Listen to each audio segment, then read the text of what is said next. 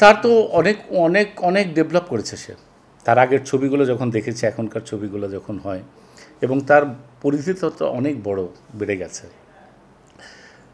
এইটা হচ্ছে, এইটুকু বলতে পারি তার সম্বন্ধে, যে সে অনেক বলয় ভেঙে অনেক দূর চলে গেছে, এবং আমরা সেটা সবাই বিশ্বাস করছি। আমি ব্যথিত হয়েছি কেন, যে ও তো আমার তো বয়সে ছোট, আমার ইন্ডাস্ট্রির, এবং এইটা মানুষ হয় কি, যে একটা আমার সম্বন্ধে একটা ভুল ধারণা করবে।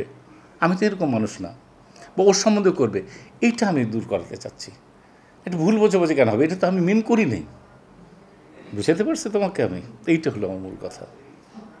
আমি যদি ইগোইস্টিক হয়ে থাকতাম যে দরকার নেই, তাহলে তো অন্য জিনিস হতো। আমি তো ওরকম মানুষ না রে ভাই। পজিটিভলি আছে, আমাদের ভিতরেও পরম্পরাটা আছে, সেটা থাকবে। সেটা অনেক সময় মিস হয়ে যাচ্ছে, আমরা যেন সবাই ঠিক করতে পারি। এটা হয় কি জানো, যারা হলো 1 to 1, এটা শুধু যদি আফজাল ভাইয়ের সাথে আমার প্রবলেম হয়, বা আমার এরকম সিনিয়রদের সাথে বা আমার জুনিয়রদের সাথে আমরা ঠিক করলে বেটার হয়। থার্ড পার্টি আসলে পরে ঝামেলাটা হয়ে যায়।